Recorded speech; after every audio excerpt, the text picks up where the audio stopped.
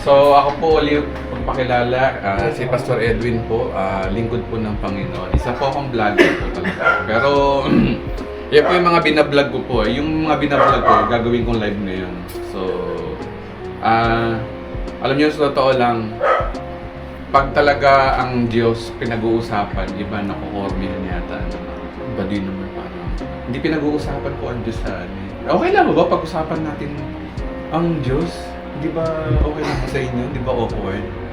So, alam ko na bigyan nyo lang ako ng kahit 30 to 45 minutes, paliwanag ko lang sa inyo ang mga bagay na hindi na pag-uusapan ng pamilya, hindi na pag-uusapan ng eskwelahan o sa trabaho. Pero, bago ang lahat, pwede manalangin muna tayo. Sige, manalangin lang tayo sandali. Amin namin banal, salamat po sa hapong ito o sa tanghaling ito na binigay mo po sa amin. Kami po, Panginoon, ay nagbibigay, Panginoon, ng espiritu ng pakikinig sa inyo. Buksan mo po ang puso't isipan namin. At maraming salamat po sa ngalan ni Jesus. Amen.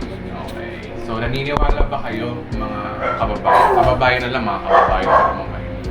Naniniwala po ba kayo na lahat ng bagay na nangyari sa mundo ay hindi aksidente? Naniniwala ba kayo doon? Hindi aksidente, ba't kayo nakupo dyan? Yes po. Kung bakit kayo nandito? Ba't ako nandito? Hindi rin aksidente ito. Kasi tingnan nyo, no, kung lahat ng bagay inataon lang, walang Diyos. Naniniwala ba kayo ron? Pag ang nangyayari ngayon parang nataon lamang, lumalabas nyo na walang Diyos. Kasi tingnan nyo, no, kung walang Diyos, ibig sabihin, lumalabas no, na random lang tayo lahat dito, parang wala. Pero dahil ang ayon tinuturo po ng Biblia na ang nato po na nangyayari po rito sa daigdig ay hindi po aksidente o nataon o natsambahan lang tayo. Bakit kayo nakupo dyan kahit si kapatid, no? Si ano, bata, alam kong bata ka pa, pero bakit ka nakupo dyan? May dahilan ng Diyos sa'yo, ba't ka naandyan? Hindi mo alam yung mga nangyayari sa paligid, maaaring hindi mo naiintindihan, pero may dahilan po ang Diyos kung bakit. Lahat po tayo nandito, may dahilan po ang Diyos kung bakit nangyayari. Pero, ang topic natin ngayon ay iba. Okay? Ay, ba't ganyan? Hindi po insurance ang aking topic, ha? Okay, tanong ko nga muna sa inyong mga kababayan. Sino may SSS ka dito? May social security. Social security. Okay. Bakit kayo kumukuha ng social security? Bakit? Ano dahilan? Pension. Para? Pension. Pensyon. Para saan? Kailan? Nag-retire. Para nag-retire. Ibig sabihin sa pagtanda natin, at least meron tayong pang pang tutos. Gastos. Mayroon yung tumandakan ng no? Mayroon tumandakan ng para bang wala, di ba? So tama po yung ginawa nyo. Matalino kayo, ibig sabihin nyo. Pag naghahanda kayo ng kinabukasan nyo, matalino kayong tao. Pero hindi ko naman sinasabi na mangmang yung mga taong walang pangarap pa. Pero the point is, isa sa senyales na aware kayo sa future natin. Okay? Pangalawa, sino rito na meron ng yung pag-ibig? Pag-ibig. Walang pag-ibig lahat? Ano nagkaanak kayo na? Ano bang pag-ibig? Yung pag-ibig. Insurance. Oh. Sino meron dito? Meron na. Oh, bakit? Bakit? Ano dahilan? Ba't kayo kumuha nun? Ay, meron na. Requirements. Babae. Requirements? Babae? SSS. Para may bahay. May pagkukuha na tayo ng bahay. Ito ang malupit. Meron na sino rito na merong life insurance, yung mga Hindi pa ready. Sunday, mga ganun po ba? mga sanlay, mga ganun. Oh. Bakit? Pero i-stop na. Ha? Wala. Bakit kayo kumukuha nun? Ano dahilan? Pag namatay ako, may panggasos sila eh. May pang... Masakit ang pambayad sa ospital. May pampurol. Saka pang... Oo, pabili ng atahol. Tapos pang service na rin. Di ba? Saka parang may manahin. Parang kayo... Yun, isa yun. Requirements yun. Parang... Yun nga yun eh. Siguro kung may hati nila. Alam ko na para mamana niyo yung... Hati nila siguro. Yung matitira. Dapat gumawa kayo ng service na maganda. Nasa huli, yung mga kamag-anak, ang mangyayari ay magtatapon ng bulaklak. Tapos kung sino makasalo, siya na ang susunod. Dahil joke lang. Dahil ganito yung mga kapatid. Ibig sabihin, lahat ng ito, pinaplano nyo future. Di ba? Ang purpose.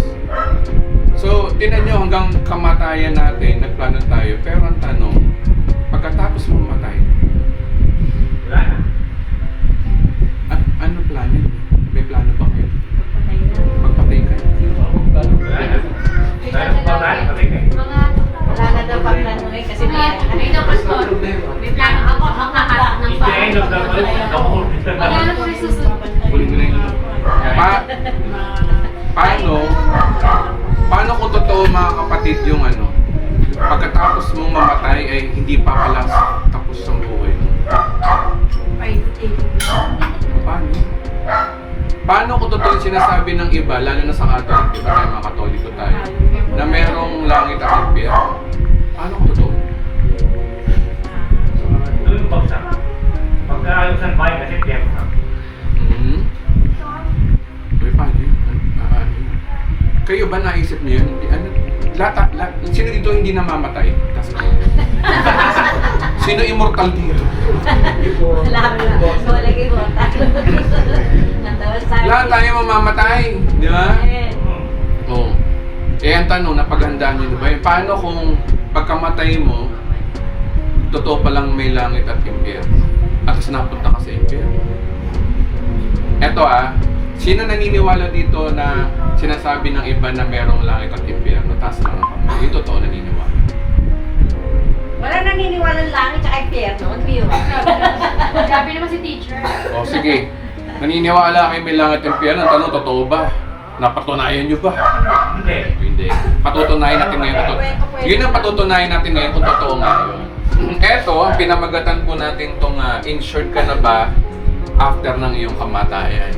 Maganda yung pinaghahandaan natin yung kamatayan natin.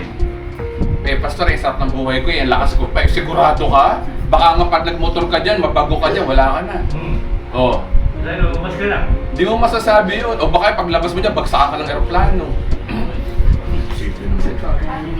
Parang Natutulog ka, pwede mo na. o, di ba? Okay, tanong natin. So, insured ka na ba after ng iyong kamatayan? Ayan. Handa na po ba tayo dyan? Balang araw? Huwag naman nangyari, ha? Naniniwala rin ako sa katok. Pero ito kasi, realidad sa buhay. Hindi kasi pinag-uusapan to ng mga pamilya eh. Bilang pastor, pag-usapan na natin. Sandali lang naman to, 35 minutes tapos natin to mga kapatid natin naman. Ayan o, handa na ba tayo dyan? May tagpan. May tag price. Pangalan. May presyo. O, lahat tayo pupunta ho dyan. Price tagalan. Yan, ang tanong mo kasi rito, ang kamatayan mo ba ay katapusan mo na ba talaga?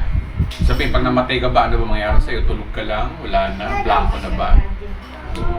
Kasi dapat kasi natin tanongin dito, hindi siyensya, hindi mainstream media, hindi yung sinasabi ng mga sikat na celebrity. Ang tanongin natin dito, kung sino yung gumawa sa atin. Naniniwala ba kayo na may gumawa sa inyo? Hindi yung isip nyo nanay tatay nyo, hindi yun. Kasi saan ba nanggaling ang nanay tatay nyo? Parang ganito lang yan, magtatalo lang tayo bandang uli. Saan nanggaling ang itlog? Sa manok. Saan nanggaling yung manok? Sa itlog. Walang katapusan. Pero ang point kasi dito, saan ba tayo talaga origin na nagsimula? Sino naniniwala dito na may gumawa sa atin? Sino naniniwala rito na galing tayo sa unggoy? Sino paniniwalaan nyo? Unggoy o gawa tayo ng Diyos? Gawin yun. Okay, pagkasundo tayo, gawa tayo ng Diyos. Sige, nasa Bible naman yun. Remember, ginawa tayo ng Diyos dahil kay Eva at Adan nagsimula ang lahat. Biblical. Kasi kung meron mang legitimate na malaman natin kung sino tayo, tanungin natin kung sino yung gumawa sa atin.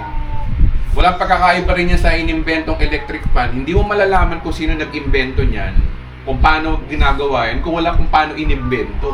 Tanungin mo yung inventor o kaya kung may manual siya. Okay? So, gayon din tayo mga tao. Tanungin natin kung sino yung gumawa sa atin para malaman natin kung ano mangyayari after ng ating kamatayan. Okay? So, ang tatanungin natin dyan, dalawa, yung gumawa sa atin, ang Diyos. Pangalawa, may manual tayo. Alam niyo yung manual? Ito, hindi natin binabasa. Bible. Ang Bible po ang ating manual.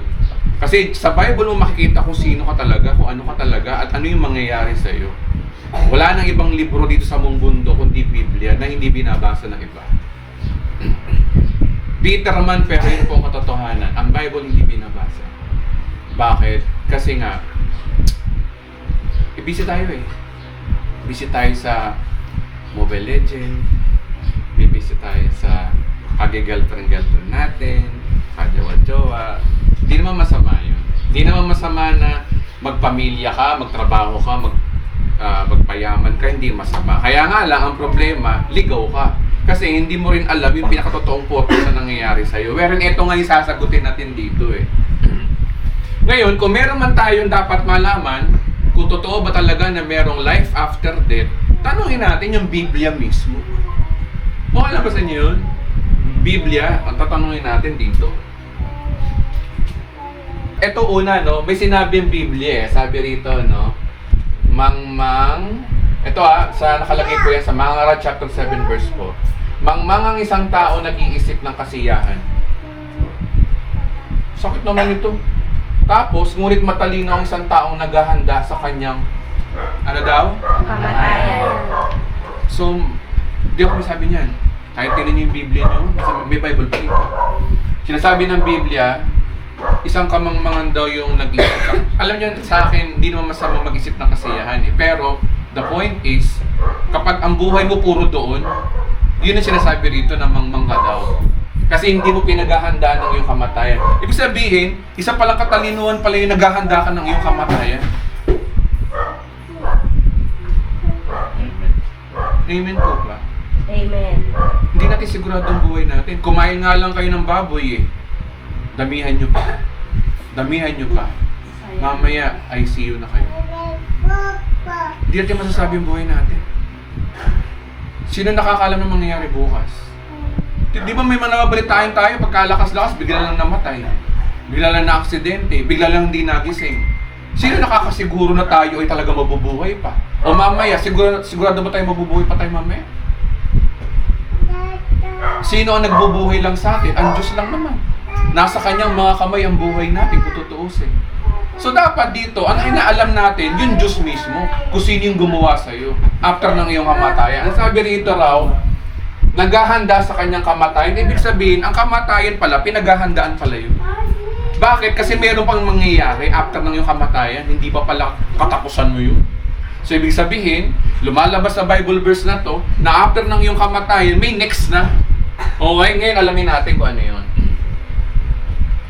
So, ano ang mangyayari pagkatapos ng kamatayan? Ayan. Ito, hindi ko na masyadong babasahin to. Ang tanongin po natin dito, yung Bible. Tapos, sinabi mismo ni Jesus, si Jesus mismo may sabi na merong life after death talaga.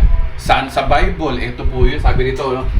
May nagkwento si Christ may nagkwento siya, parang kinuwento niya na isang istorya to ng mayaman at ang mahirap na si Lazaro. Ito yung kinuwento, sabi dito, may mayamang laging nagdaramit ng mamahali saganang pagkaing araw. Okay, meron daw mayaman. Sabi sa ayon sa kwento niya, meron daw mayaman na isang mayaman, okay? Next, bibilisan ko yung pacing para maintindihan nyo lang.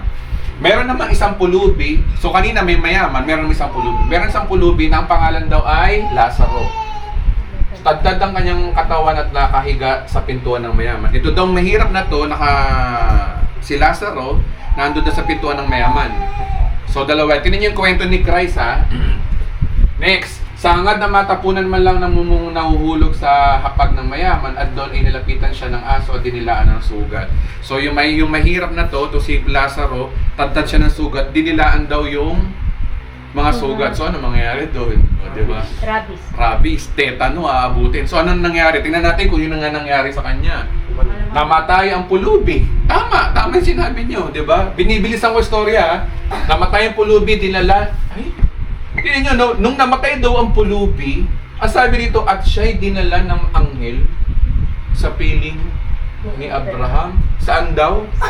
Sa langit. Napunta ng langit. So, ibig sabihin, sinasabi ni Jesus, nung namatay daw yung pulubi, napunta raw ng langit. So, ito yung ebidensya natin na nagpapatunay na meron talagang langit. Sangayon ba kayo doon?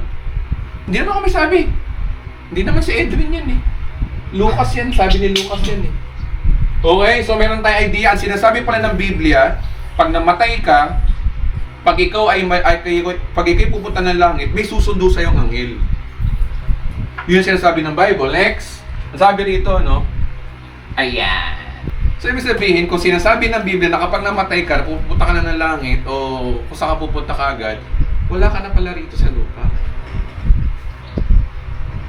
So, ano ang binabali ng Biblia dito? Anong binabasag? Binabasag ng Biblia dito ang paniniwala, ang tao daw, pag daw namatay, meron pa raw 40 days. Magala pa. Gala-gala, pupunta sa higaan, makakalabitin ka. May malamig, okay, pupunta na kung saan saang lugar, sa kusina, kakatok sa pintuan mo, diba? Pupunta ng SM Mall of Asia, kung saan pupunta. So, ibig sabihin, hindi pala totoo yun. Ang totoo pala, kapag ang tao namatay, langit ka agad, o kung saan ka mapupunta. Meron pa isa yung napunta yung mayaman eh, sabi rito, no? Yung ano, napunta raw sa daigdig ng mga patay. So yung mayaman naman daw, napunta raw sa daigdig ng mga patay. Ano yung daigdig ng mga patay? Natanong ng mayaman sila sa piling ni Abraham. So ibig sabihin, hindi langit ang napunta ng mayaman. Hindi pa tayo sigurado kasi hindi pa natin binabasa. Mama, malalaman natin ha. Tingnan ko sa siya napunta. Wala na mawa. So magaw siya, ang mga Abraham, maawa po kayo sa akin, utusan po ninyo ako na isawsaw ang tubig ng dulo ng kanyang daliri. Ay inuutusan ng mayaman si Abraham na, Abraham, pwede mo bang si Lazaro papuntahin dito? Para ano daw?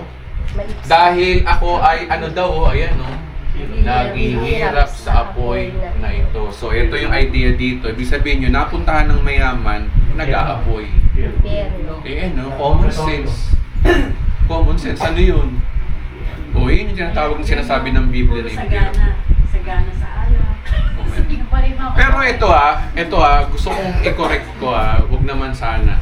Hindi porke mayaman ka mapupunta ka ng impyerno, hindi porke mahirap ka mapupunta ka ng langit. Marami mga mayaman na napupunta ng langit kasi hindi dahil sila ay mabait, o hindi dahil sila ay mayaman. Kasi tinan nyo yung ginagawa ng mga pelikula sa atin sa telenovela, kapag mayaman, laging kontrabida eh. Diba, paano ba yun? Ito yung mga gawang Pilipino. Yung mga telenovela ng Pilipino, pag mayaman eh, laging mata pobre. Hindi po gano'n. Hindi po lahat ng mayaman ay... Kaya nga lang, in-example ni Christ dito, kaya niya in-example dito ng mga mayaman kasi nga kadalasan sa mga mayaman, walang panahon sa Diyos. Ito naman totoo talaga. No? Siyempre, pag marami kang pera, nabibili mo lahat ng kaibigan, nabibili mo lahat. So, wala kang time tungkol sa Diyos. Hindi ka gaya na mahirap. Pag mahirap ka, syempre, lagi kang umaasa sa Diyos araw-araw. Kaya napapalapit ka sa Diyos. Kaya nasabi ni Christ yun. Pero hindi natin dapat kinakahon na porke mayaman lang, impyerno. O, ano, okay? So, tingnan natin. So, yan no, yan yung picture. Na nasa impyerno yung mahirap. Sabi rito, ngunit sumagot si Abraham, anak, alalahanin mo nagpasasa ka sa buhay nung ikaw'y nasa lupa. Yun, sinambat na si Abraham. At si Lazaro naman ay nagtitiis sa kahirapan nung nasa lupa raw. So, balit ngayon ay maligaya siya rito samantalang ikaw ay nagdurusa diyan. Sabi ni Abraham sa nasa impyerno, alalahanin mo, mayaman ka noon, masarap ang buhay mo, hindi ka gaya ni Lazaro, kino-comfort na siya rito. Pero ikaw, nagdudusa ka na dyan. Bakit? Dahil ba sa mayaman siya? Hindi. Dahil sigurado ko na hindi dahil sa kayamanan ng dahilan kung ba't siya napunta ng impyerno. Bukod dito, may malaking bangin sa pagitan natin kaya at may naririto hindi na makakapunta diyan at ang mga nariyan hindi na makakapunta rito. So tingnan nyo sinasabi ng Biblia may langit, may harang, may impyerno. Pero halos magkatabi sila. Yun ang sabi ng Biblia. Ayan tanong, ano yung purgatorio? Impyerno. 7 purgatory. So sa Bible yun. May every mahaba pa naman. Ito sa Bible. Eh sinabi lang dito lang, tingnan natin baka may purgatorio banggitin si Lord tingnan natin, basahin pa natin. So ayan, yun yung itsura niya, no? Okay. Ngunit sinabi ng mayaman, kung gayon po, sabi ng mayaman, kung gayon po ang mga Abraham, pinapakiusap ko pong papuntahin na lamang ninyo si Lazaro sa bahay ng aking ama. Ibig sabihin, pinapupunta siya sa bahay ng kanyang ama. Eh si Lazaro patay. Ibig sabihin, parang sinasabi na si Lazaro buhay. Yan pumunta dun sa lugar ng mga buhay na kagaya natin. No. Halimbawa, mag-anak natin, parang pinababalik. Ibig sabihin, puro na lang sinasabi na magmulto. O, ibig sabihin, dito naman, malalaman din natin, totoo ba talaga may nagmumulto na bumabalik mula sa mga patay? Alamin natin yung sinasabi rin dito. Sabi rito, no? Sa ikalamin kapatid ko na suguin po ninyo upang bigyan babala upang hindi sila humantong sa dakong pagdurusa. So, ibig sabihin, kaya sabi ng mayaman, o sige, kung hindi pwede kami pumunta si Lazaro dito, si Lazaro papuntahin mo na lang sa mundo ng mga buhay para puntahin yung mga kamag-anak ko, para babalaan sila na, hoy, nasa impyerno yung ako at wag silang pumunta rito. So, ano yung mangyayari nun? Pinayagan ba siya ni Abraham? Tingnan natin. Ito sabi rito, no? Ito Bible na to, Lucas 16:20. Sapagkat ako'y may 5 kapatid na lalaki. Paroonin ninyo siya upang balaan sila nang hindi sila umantong sa dako ng pagdurusa. At sinabi niya sa kanya ni Abraham, nasa kanila daw. So hindi na raw kailangan daw mabuhay daw yung patay o magmulto kasi sabi na hindi, nasa kanila daw yung sinulat ni Moses at ng mga propeta. Pakinggan nila yon. So ibig sabihin, sabi ni Abraham, hindi na kailangan pang pumunta sa mabuhay uli si Lazaro o magmulto sa kanyang mga kamag-anak. Nandun yung Bible mismo. Kasi kaya sinabing Bible, kasi sabi dito, sinulat daw ni Moses at ang mga propeta. Eh, ang Bible ba? Sino ba sumulat niyan? Di ba mga propeta at saka si Moses? So that is, yun ang sinasabi ni Christ dito. Sapat na ang Bible para sa mga taong nabubuhay, para paniwalaan lang. Kasya naman doon na may mabuhay doon na patay.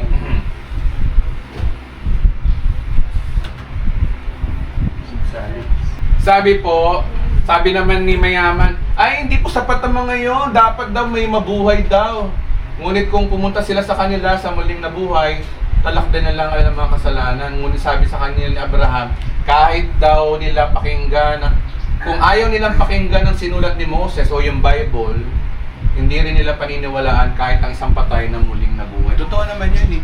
Kahit naman di ba sa YouTube, mayroong mga patotoo doon na nabuhay na muguli. 3 hour na namatay na buhay na muguli, nagsasabi na, ang tanong, pinaniwalaan ba? Hindi. Anong tingin nila? Tayo rin ganun eh. May maniniwala ba tayo? Hindi. So, ang sinasabi ni Abraham, ang paniwalaan nyo lang yung sinasabi mismo ng Bible. Bible na hindi binabasa. So, anong pinaka-big idea ko rito mga kababayan? Nasa Biblia po yung sagot. Kaya ang tanong, paano nyo paghahandaan yun kung sakasakaling dumating man yung oras?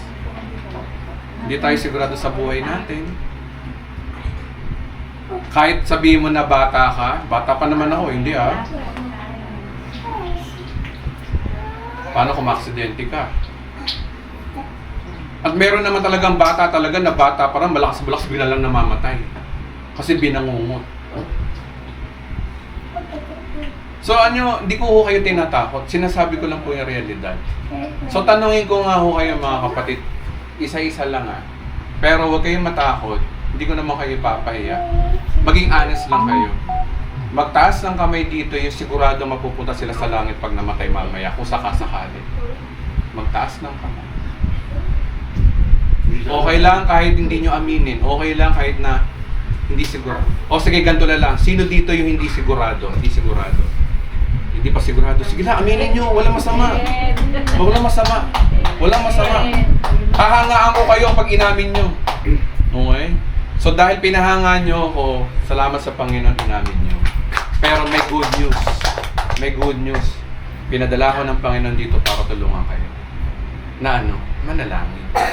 Ito ito ang kaligtasan. Ang sabi ng Biblia o kasi paano lumaligtas? Baby. Walang pagkataon. Ito common na verse to eh. Aray daw. 16. Ay, galing na dati. Ito Ito common na verse na to, pero tanong naintindihan ba ng iba? Pero ito paliwanag natin. Sabi rito, no, ito daw yung paraan para maligtas. Sabi rito, no, gayon na lamang ang pag-ibig ng Diyos sa sanlibutan. Kaya ibinigay niya ang kanyang bugtong na anak. Ang tanong dito, ano ngayon kung binigay niya ang kanyang bugtong na anak? Para saan? Ano ba ginawa ng kanyang anak? Para tubusin ang kasalanan. Tubusin ang kasalanan. Amen. Very good. Linawin pa natin yan. Pag sinabing tubusin ang mga kasalanan, ibig sabihin, tayo mga tao talaga makasalanan. Tama ba? Tama. Sino rito ang banal? Taas ang kamay. Ako lang ang banal sa inyo. Ay, Diyos ko. Hindi ako ba na? Tingin namin. Ito Yan dito to. Dahil sa kabutihan ng Diyos. May dahilan din ako ba't ako nagtaas ang kamay. Pero mamaya malamang, pag sinabi kong magtaas ang kami doon sinong banal, malamang magtataas ang kayo mamaya. Pero ngayon hindi pa. Kasi meron tayo dapat muna maintindihan.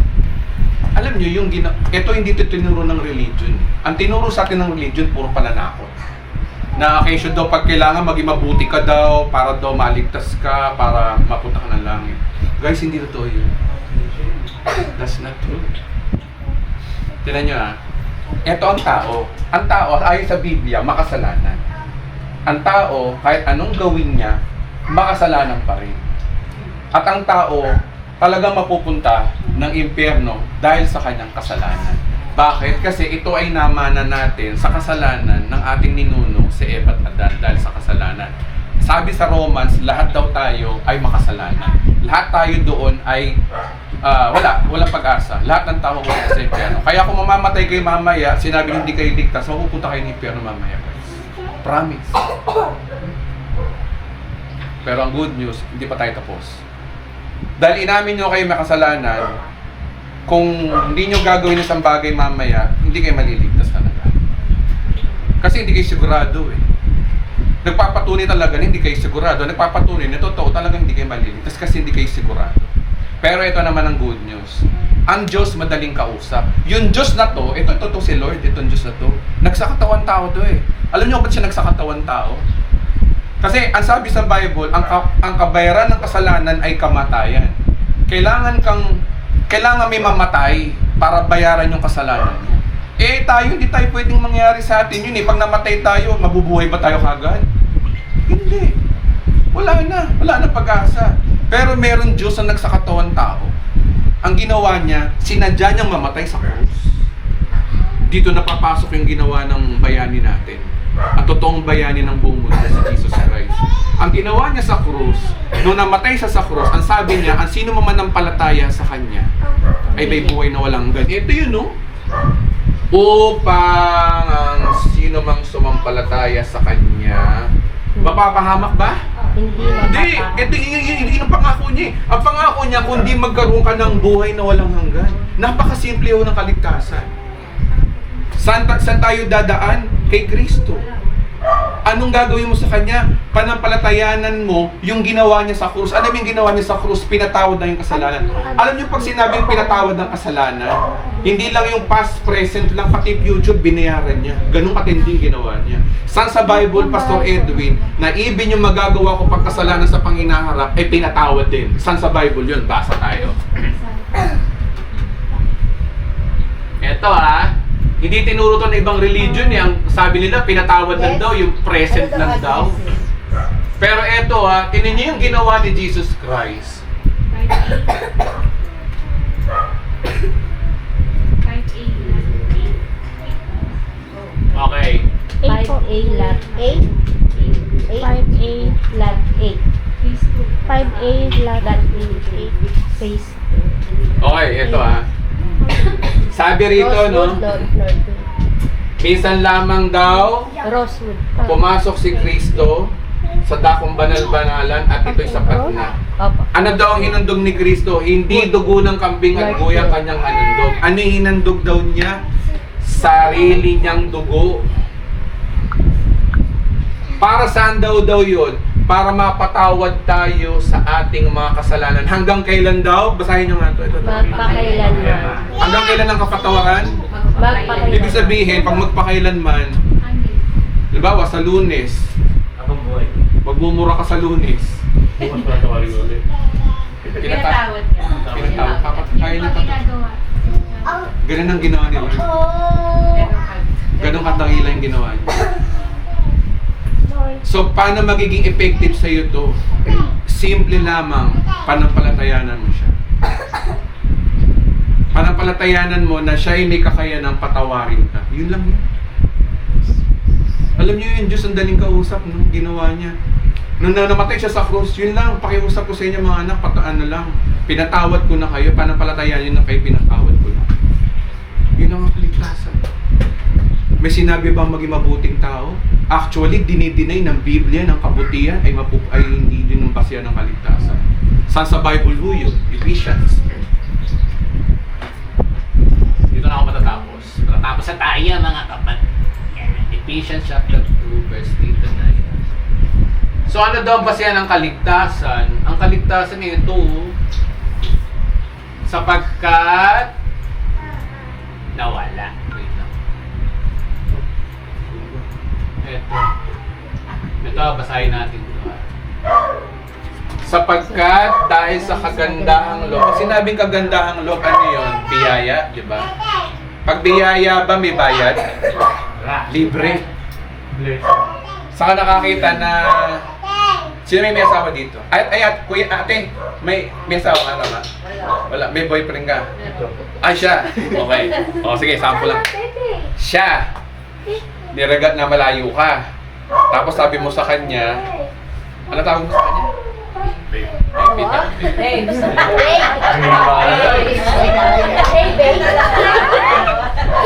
Babe pa kayo. Parang kami mahal. O sige, mas social kayo, babe, kami mahal lang. Okay, sabi mo sa girlfriend mo, babe, papadala ko dyan ng bulaklak. Regalo ko sa'yo. Ano reaction mo, ate? Sa'yo. Tapos sinabi niya, ikaw na raw bahala sa shipping fee. Ano reaction mo, ate? Ano reaction mo? Hindi, matutuwa ka o hindi? Kahit ikaw magbayad sa shipping.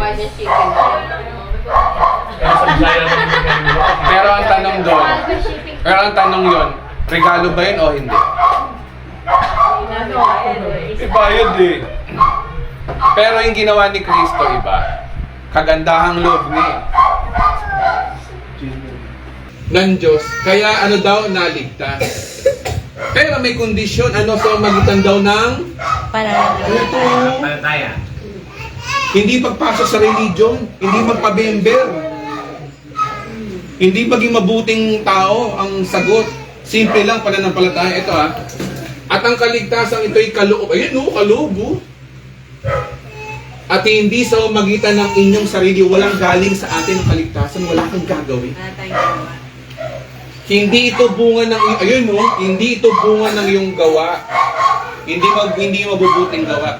Basta mapupunta ako ng langit kasi ang bait-bait ko eh. You will go to hell. Kasi hindi yun ang kaligtasan. Ang kaligtasan, nasa pananampalataya, sa pagtanggap ng kahabagan ng Diyos sa atin. Naawa lang ang Diyos sa atin eh. Nagdesisyon na nga siya na mamatay para patawarin ang kasalanan mo. Alam niyo, ang magdadala sa atin sa impyerno, kasalanan talaga eh. Pero yung ginawa ni Kristo, pinatawad daw yun. Ang gagawin mo lang, panampalatayanan mo na kaya may kakayanan si Kristo patawarin ang kasalanan mo. Naintindihan mo ba natin? Inuulit ko ang pananampalatayanan nyo kay Kristo, may kakayanan siya na patawarin ang kasalanan mo. Kaya ba natin gawin yun? Mahirap po ba? Nataas ko dito, si Jesus mismo na pinananampalatayan natin tayo mga Kristiyano. Katoliko ka man, born again ka man, God doesn't care. Kasi hindi sa mabubuting gawa tayo maliligtas kasi. Saan tayo maliligtas? Sa pananampalataya sa Kanya. Sabi nito,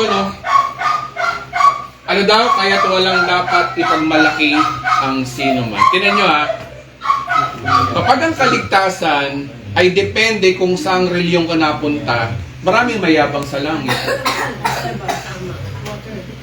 Ba't ka nasa langit tayo? Ba't ka naligtas? Kasi nag-iglesia ako eh. Kasi nagpa-member ako kay Soriano eh. Kasi nagpa-member ako kay Pastor Edwin eh. May tamang daan, may likong daan, mayroong dating doon, mayroong pang alien, di ba? O kaya kung ang kaligtasan ay base doon sa pabaitan, ba't ka napunta ng langit? Bait ako eh, hindi ako umiinom eh. Bisyo. Yung bisyo. Hindi ako umiinom ng beer. Pero beer, bihira lang. Beer, bihira. Bihira. O kaya, nagsisimba ako linggo-linggo eh. Ay, hindi naman itong malupit. Pastor kasi ako eh. Kaya mapupunta ako ng langit.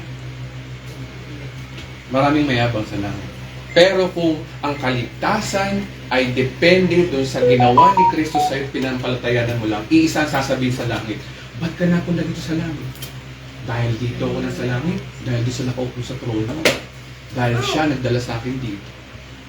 Sino na itaas? Si Kristo. Pag ang reliyon, ang kaligtasan, kabutihan mo ang kaligtasan, sino tatataas? Sarili. Sarili natin. So, anong totoong tinuturo ng Biblia? Di ba tinuturo ng Biblia si Kristo ang tinataas? So, anong dapat yung panampalatayanan? Anong dapat ng inyong kaligtasan? Nasa kay Kristo ba o sa mabubuting gawa? Pakisagot po. Na kay Kristo. Sa reliyon po ba o kay Kristo? Kay Kristo. Sa Katoliko po ba o kay Kristo? Kay Kristo. Sa born again po ba o dahil kay Kristo? Kay Kristo. Pagmamember sa akin o kay Kristo? Kay Kristo. Amen. Palakpan natin si Lord. Ngayon alam niyo na ang kaligtasan. Madali na sa inyo manalangin ngayon. Alam niyo na kung ano tatanggapin niyo. Ito ang sabi ng Lord. Bago tayo Matapos sa malapit na ako dahil Mateo 20. Ito may pangako si Lord. Ayan. Bon. Mateo 26. May pangako pa si Lord eh. Kasi alam niyo po ang kaligtasan mo kasi, kailangan mapatawad yung kasalanan natin eh. may kakayanan ba magpatawad ng kasalanan niya, magpapamember ka, maging mabuti ka? Hindi. Ang sinasabi ng Biblia, ang may kakayanan magpatawad ng kasalanan natin, na magalis ang kasalanan natin, si Kristo. Kaya nga di ba kinakanta sa Katoliko, Cordero ng... Pag yung pastor nagtuturo ng Old Testament, that is false gospel. Sa Old Testament, kailangan mo maging mabait, sumunod sa Diyos, para maligtas ka. Pero sa bagong tipan, iba na po. Sa bagong tipan, ang ginawa, manampalataya ka sa ginawa ni Kristo kasi siya na yung naging sumunod sa Diyos, siya yung gumawa sa Diyos para sa iyo. Ang gagawin mo lamang, panampalatayanan yung gawa ni Kristo. Yun ang pagkakaiba ng lumang tipan sa bagong tipan. Totoo po yun na tinuturo ng Biblia na para maligtas ka, kailangan mo magpakabait sa lumang tipan. Okay?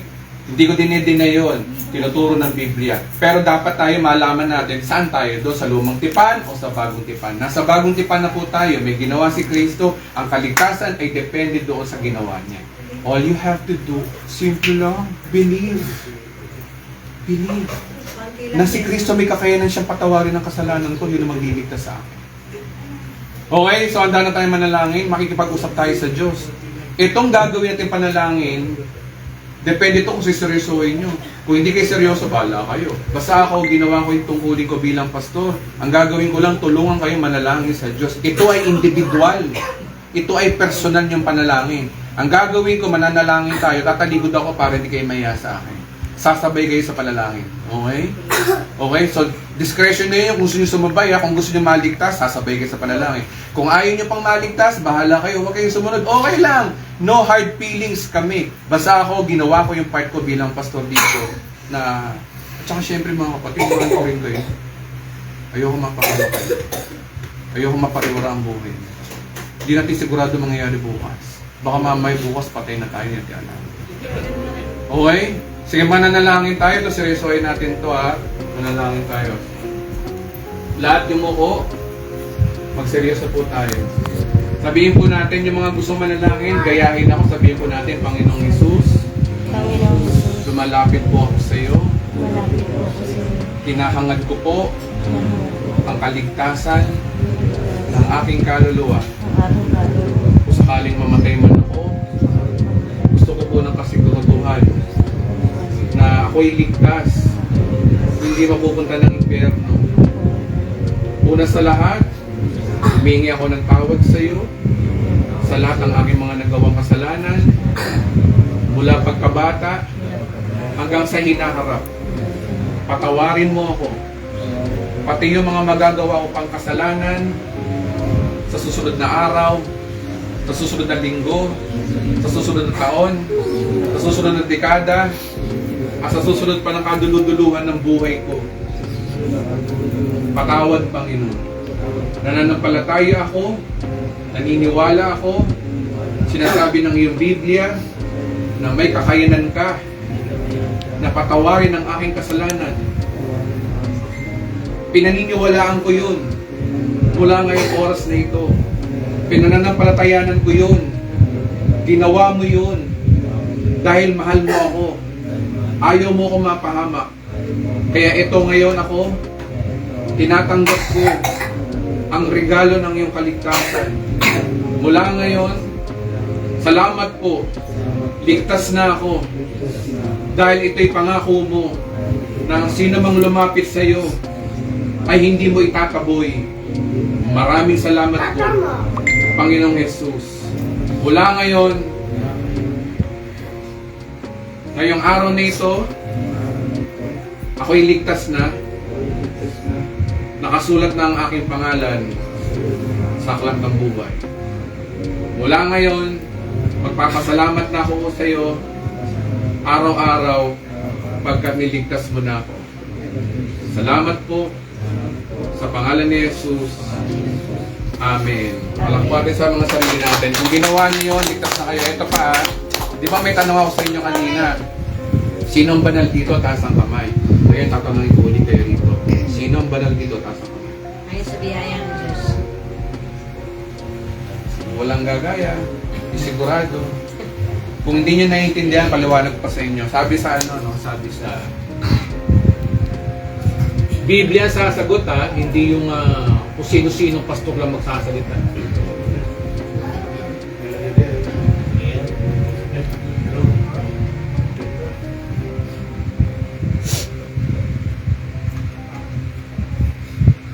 Wait lang mga Pilipos.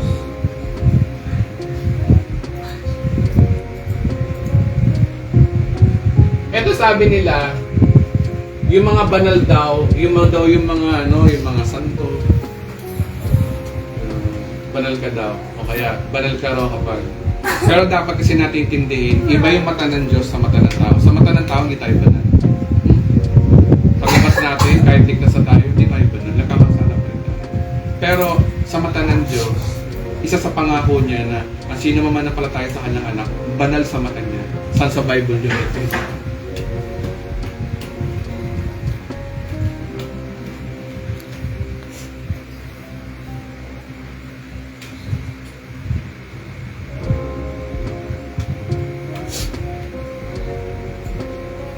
Sabi ni dito na sa Bible, sabi ni Pablo,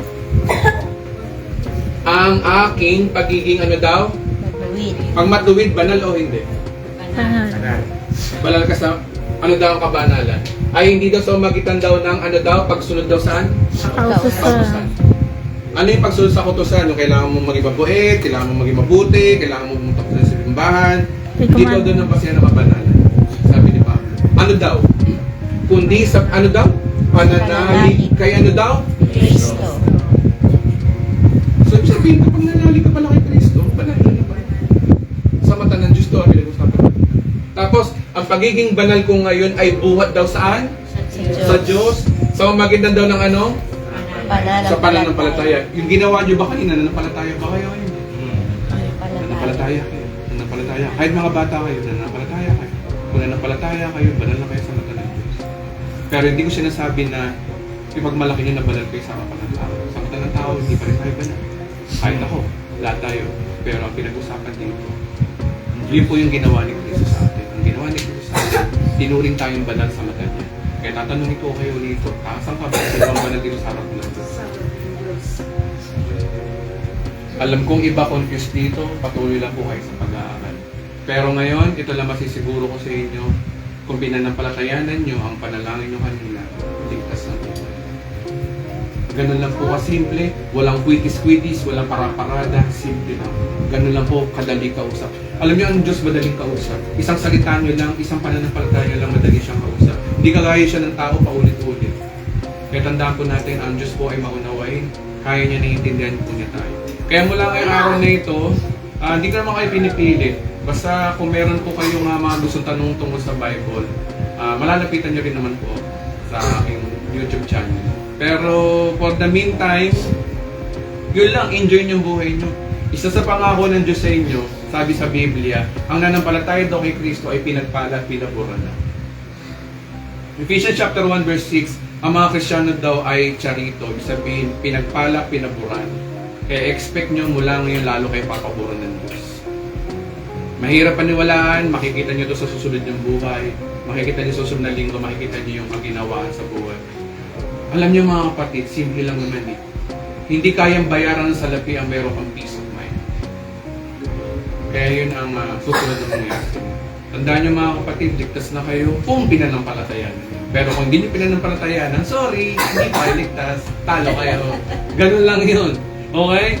So yun lang po, hanggang doon lang po ang kaya kong gawin sa inyo bilang pastor.